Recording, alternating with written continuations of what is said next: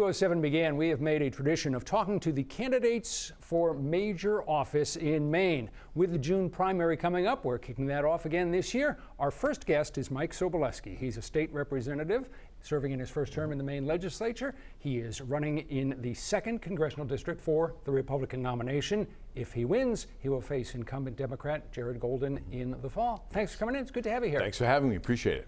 We like to think that we send people to Congress and they can help solve some problems down there. So let's talk about first a big problem, Social Security.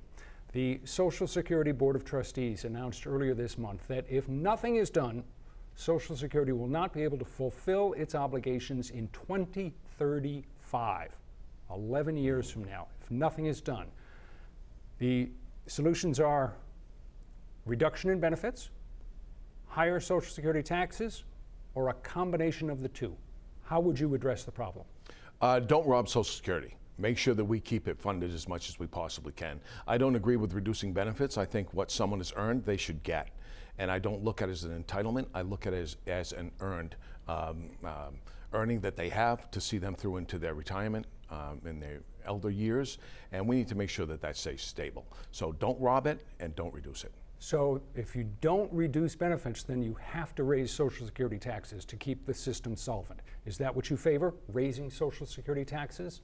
I don't know. I'm not sure. I'd have to take a look at it. It's the first time I've dealt with that issue, so I would have to sit down, take a solid look at it, and see what would be the best way to handle it. But again, I don't agree with reducing benefits at all. It's a huge issue because, as you know, Maine has such a large elderly population, and they rely on Social Security.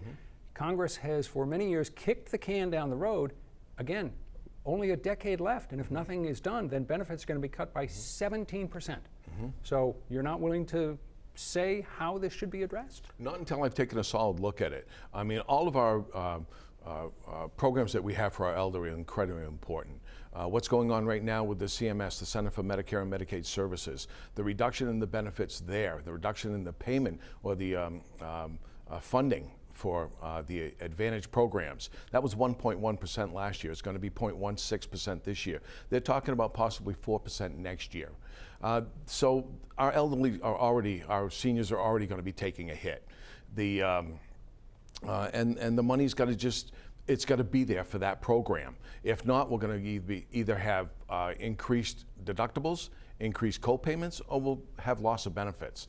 So we need to make sure we take care of our seniors. I don't know about Social Security. I'll have to take a look and see what the best route for me to go would be. What do you see as the #1 economic issue in the 2nd district? Right now, people are very upset about their electric bills. That's one of them. Going with the Green New Deal, that's been a major disaster for our nation. It's having a huge effect in the state of Maine with the wind project that we've got up north, the King Pine project, with the Windport project. We've got solar panels popping up everywhere, and the only thing that keeps happening is our bills keep going up. So the economy, people are extremely concerned about their electric bills. One of the other big issues is finding workers, and this is something that wasn't the case for so long in this country. We talked for so long about unemployment. Now the problem, you go to Bangor, you go to Bar Harbor, you go to Bethel, you go to so many places in the 2nd district, not enough workers. How would you address that problem? How would you create, not that one can simply wave a magic wand, but what can Congress do to address this?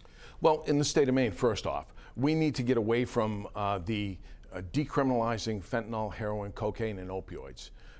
We did that a couple of years back. The legislature did that. I think it was the 129th. And all that does is put more people on their couch and make them dependent upon a paycheck from the state and entitlement checks. We need to stop that type of a program, get people weaned off on state subsidies, state funding, and get them back into the workforce. So I think that's a good way to get people to replenish the workforce and get people motivated again. You have made it very clear that you're a strong supporter of Donald Trump. Yes. Who won the 2020 presidential election? Donald Trump. It has been shown time and time again that that is not true. Why do you believe that? I don't believe that Joe Biden spent the entire election in his basement, refusing to campaign, refusing to do an interview, and received 10 million votes more than the most popular and charismatic Democrat president in history, Barack Obama. I don't believe that's true. So Where you is can the show evidence? me. Where is the evidence? Well, I was asked that question the other day as well. As far as evidence goes, I don't know. That's what I believe. Well, here's a pillar of the American tradition, and that is that when a candidate loses an election, then there is a peaceful transfer of power and the winner takes office. And this is based on counting votes. It isn't based on what one believes. So what are we to make of people who no longer believe that elections in this country matter? I didn't say elections don't matter. Elections matter Well, very you're much. saying and that that's you how won't accept the results of the election because That's you right. don't believe them. That's right. I don't believe that that happened because I just explained why. I don't believe that Joe Biden got 10 million votes more than Barack Obama. I don't believe that for a second. And he didn't get out and say what his platform was. He wouldn't do an interview. He didn't do anything. So as far as I'm concerned, Donald Trump won that election, and Trump's Joe Biden is an illegitimate own president. Attorney General, when Trump said that the election was Bill rigged, Barr. Bill Barr, very conservative, said when Trump said that the election was rigged, Trump said that was BS. He used the full epithet. Yeah. I can't use that on TV. He said BS, his own Attorney General.